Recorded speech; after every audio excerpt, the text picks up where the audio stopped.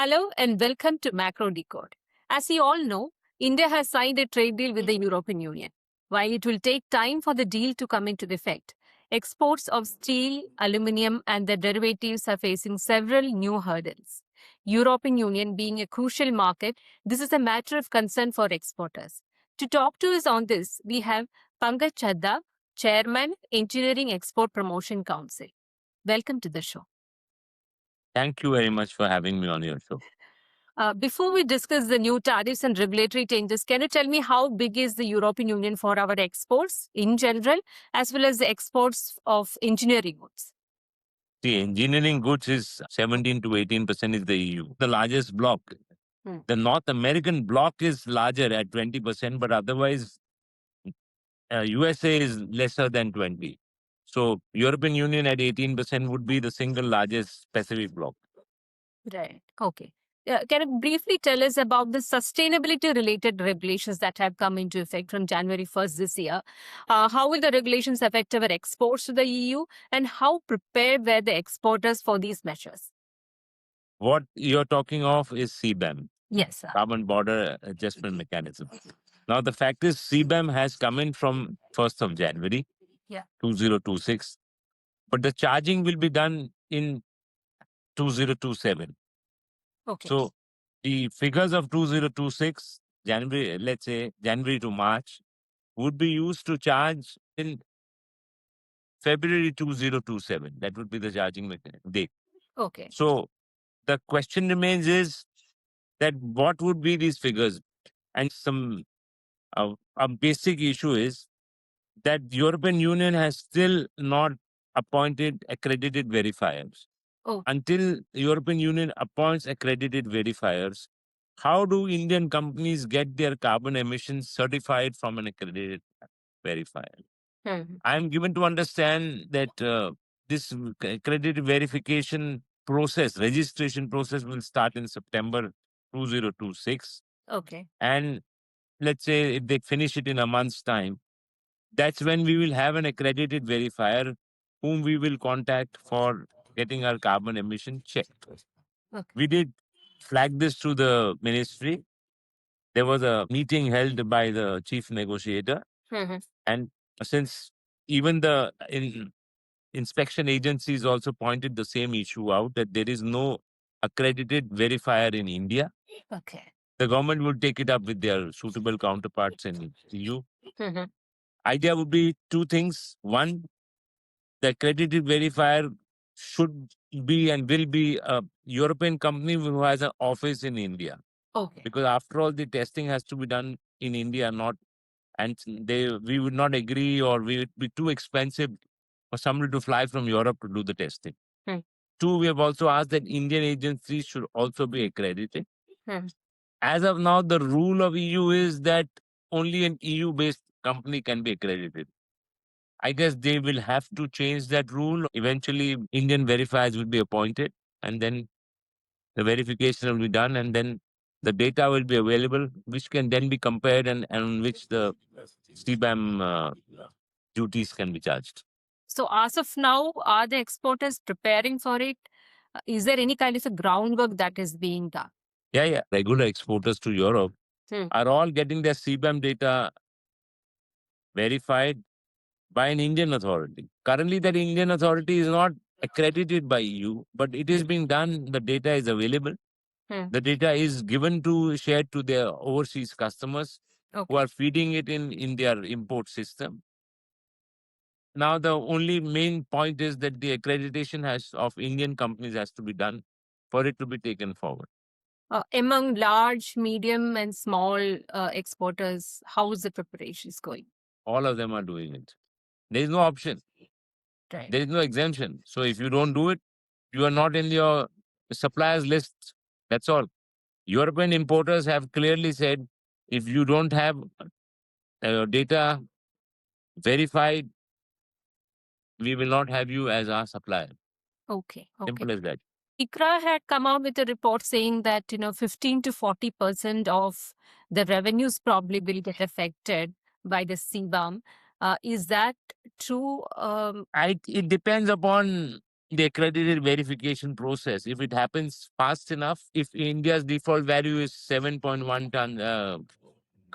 tons of carbon and per ton of steel, so that would mean something roughly in the region of 500 euros per ton, which is, let's say, 50,000 rupees, or say 60,000, 55,000 rupees a ton of steel. That would be your CBAM certificate cost to the importer. So if that were to happen, if it were to go into a default values for India for all the exporters, yes, I would say there would be a loss of 40%.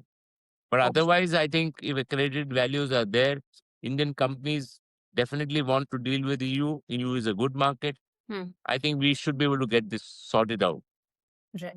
So in between, there are also reports about EU coming out with new quota system and also increasing the tariffs. Can you tell something about that as well?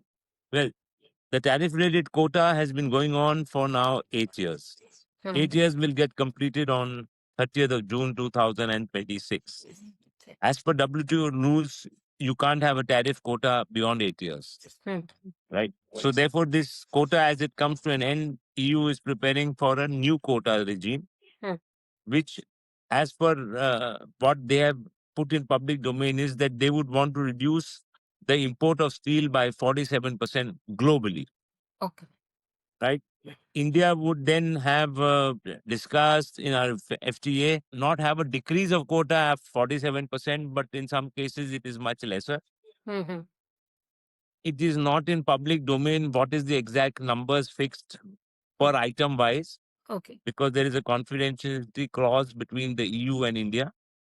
And these numbers will be available around the end of June, when EU has negotiated the country-wise quota for the other countries. But our quota is already fixed. It has been discussed. It was discussed somewhere around 20th or 22nd of January. Right. The deal was signed, or principal agreement was signed on 27th, as we know, when the president of European Union was here. So just before that, the team was here, and the steel quota was the last item on the agenda which got finalized. Will all our exports be covered by the quota? If not, how much increase in tariffs can we actually expect? No, there are 20 items on which quota is levied. It's items of steel. So it's steel plus with pipes and other things. So it's about 20 items. So all those items will be under quota, and the quota quantities are there. Above the quota, there is a duty. It used to be 25%. Now the duty will increase to 50%. That's almost doubling of the Yeah. tariffs. So what could be the rationale behind the safeguard duties and quotas that India, as you mentioned, that they want to bring their imports down to 47%. By 47%. Yeah. So do they actually have the kind of capacities to produce all these? What exactly has been happening in European Union? See, it's like this. India is always a collateral damage. The problem was that basically they wanted to reduce the imports of steel from China. Yeah. But they can't sort of specify, make a rule for one country. So they have made a sort of a rule for all the countries. The genesis of this quota comes out of the US duty, the US Section 232 duty. When the US Section 232 was levied, US levied a duty of 25% on Indian steel, on all steels, right? Not only Indian, but other countries also. So based on that, EU felt that that if there is a duty of 25% levied by USA, steel destined for USA will be sort of routed to EU.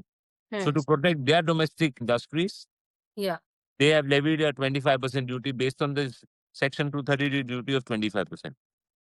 Now, Section 232 duty has increased from 25 to 50%. So since that has increased to 50%, EU again has also mirrored that and said that we will now levy 50%. They feel that material that was bound to USA will now get diverted to EU, and therefore to protect their domestic EU steel mills, they have increased the duty by 50% and also reduced the quota by 47%. Okay. What could be the impact of this policy on Indian exports? Well, it is going to be an impact. Let it come. I can't give you a number, but the fact is that it would definitely have a big impact. Right. Will the trade deal with the EU support Indian exporters from the sustainability tariff CBAM and also the new safeguard measures? No. The trade deal has nothing to do with the TRQ quota and the CBAM. The CBAM and TRQ is outside the trade deal. It's just that in the trade deal, we try to reduce at least or rather increase our share of quota. I don't know how much they were successful. They must have been, because they said we have tried our best and this is the best we could do. But for CBAM, there is no leeway. Once a trade deal comes, is there anything that probably will be helpful for the exporters? Well, I think so, because the fact is that a lot of other items which are going to EU will become zero duty. Right. So it is helpful for India. Leaving aside the steel items, which are 20 number, the other items are definitely important for India to export to EU. And I'm sure with the trade deal, we would have comparable good rates and maybe zero duties. For steel, will we have any other market to divert our products? I don't think so. Because Mexico has levied 35% duty on Indian steel. USA has levied 50%. Yes. EU has got a tariff-related quota, which they are going to reduce by 47%, the tariff quota, and the tariff going from 25 to 50%. Far East is China's backyard, so it's a little difficult to sell there. And they are also producing nations. Now, coming back to trade deal, I mean, by the time the new quota rules and tariffs and all those things come in, like, will a trade deal will be ratified by the European Union? Considering the deals that have happened in recent times, how long will it take for the deal to come into effect? Currently, the deal is being legally scrutinized. I think in 3 months' time, or maybe about 4 months' time, we should have a deal which would be fit for signing. Once it is signed, then it will go to the European Parliament for ratification. And that could take another 3 to 4 months. So I would say we should have this European deal operational somewhere in the first quarter of 27. Okay. It has been a tough year for engineering goods exports. First, the sectoral tariffs by the US on steel, aluminum, and their derivatives. Then the reciprocal and punitive tariffs on almost all products. Then, the EU CBAM, uncertainty was there, and now the new quota regulations. How have these kind of policies in our key markets affected our exports this year? It's surprising. April to February, we have done $111.50 billion. Yes. Our last year's exports were 116. I think we will surpass that figure and be around between 120 to 122. Our target given to the Commerce Ministry was 120.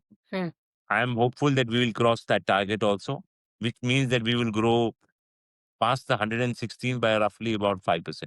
How did we manage this?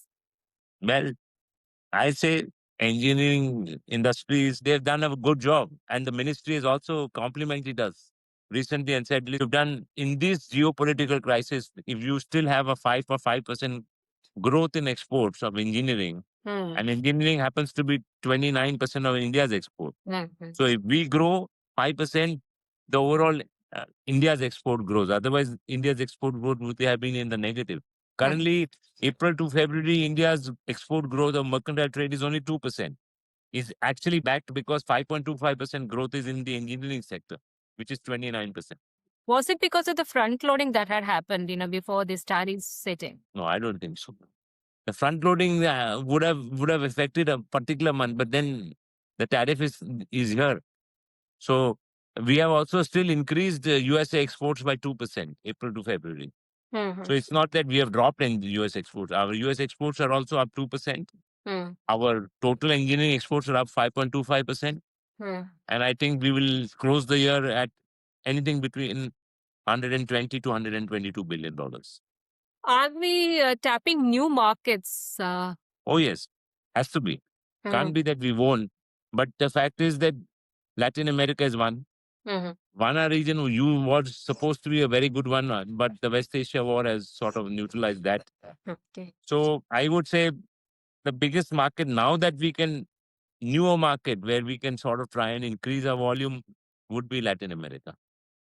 Right. Yeah. But what about the Middle East crisis? How that is going to affect? See, 16% of engineering export is to the Middle East. You can see the month of March is a washout. So this month, at least, we would drop engineering exports by about 20%, vis-a-vis March 25. Okay. I guess that's nothing we can do about it. It's inevitable. Even then, you think you would probably be growing this year? Yeah, we would be growing this year, despite that, but Oh, not as good as what we expected. It's like वो बोलते हैं ना, in the 50-over game, the last 10 overs are the slog overs. I think we couldn't slog in the last 10 overs, unfortunately, but it's okay. right. So will there be any effect in the next year now that we are into March and April is coming? So April, May, and all? I don't know. Depends on how this Middle East crisis pans out. Your Mhm. guess is as good as mine. I don't know. Maybe it stops tomorrow. Right. Maybe it goes bigger. Then it's a bigger mess. So let's wait and watch. I mean, everybody is looking at the Middle East and trying to find out what next. Right. So let's see. So Too there's early to comment. Yeah. So there is a lot of churn happening in the export markets globally, like US, Europe, and Middle East crisis is there, and we are also tapping new markets. Do you think the whole landscape is going to change going forward? I don't know whether the landscape will change, because we must realize that the consuming markets and the markets that can pay the price and that have the volume are still US and EU. So that's in the nearby future, foreseeable future, will not change. But the idea is we need to de-risk. And we have to de-risk from America because we have seen what has happened. One of the important markets would be Canada. We're trying to sign a deal. So that could be one. We are trying for a PTA with Mexico. Still some distance away, but we are trying. The whole of Latin America looks good. Mercosur also, we're trying to negotiate a deal with them. So I guess we are trying to diversify as much as possible so that we don't put all our eggs in the US basket. Right. So that was Mr. Pankaj Chadha talking about the exports of engineering goods and how the changing landscape of export markets are not able to accommodate our exports. That's what we are seeing now. But yes, it's been a tough year for engineering goods and exports. Absolutely. Yeah. Absolutely. Thank you for joining me in this show, sir. Thank you. Thank you.